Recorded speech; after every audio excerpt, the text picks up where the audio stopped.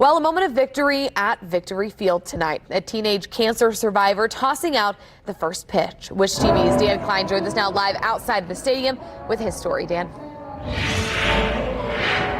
Well, Cade Thompson is the son of a professional major leaguer, the younger brother of both a professional basketball player and a member of the Purdue football team. But tonight, it was Cade's turn to be in the spotlight, to shine a light on a deadly disease.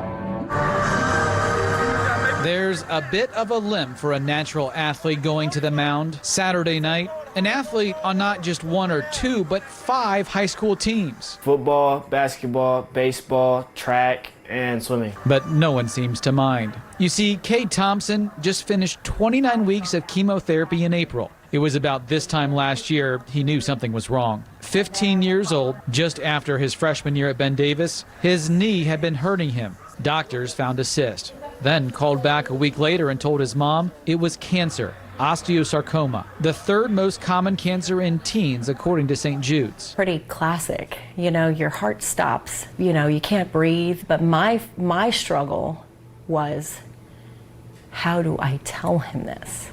How do I fix my mouth to say those words to him? Cade's mom Sharon spent hours with her husband Ryan outside the house before they could go in and tell their youngest son, who was playing video games with a friend. With 8 children, as a mom, you get a little bit arrogant. You think you've kind of got it under control.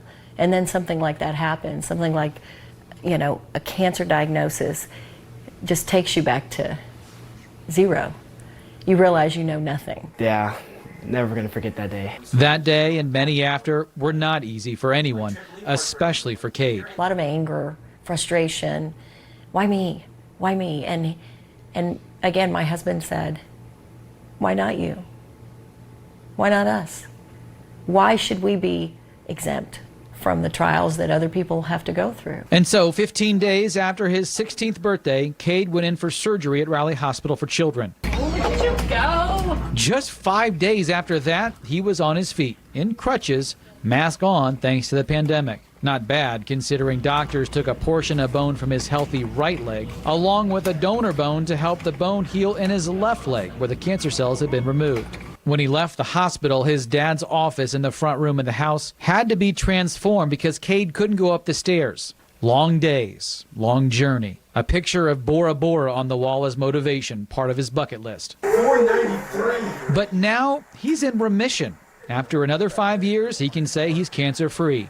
But on this night, he represents so many others who cannot say the same thing. Cade is one of 5 Raleigh patients who will be throwing out the first pitch this season as part of an ongoing sponsorship with the team. It's an honor to be able to represent Raleigh Hospital and all the children that are in it. And so it's a diagnosis Cade refuses to define him. And on a warm summer evening, not a bad throw for a high school center fielder who has a bit of a limp for now, yes, but one who cannot wait to get back on the diamond, the gridiron, the court, the track, and the pool as soon as he can. A good attitude and really goes a long way. It really helps you. It showed me that like nothing is promised and that you have to live your life like to the fullest because you never know what's going to happen.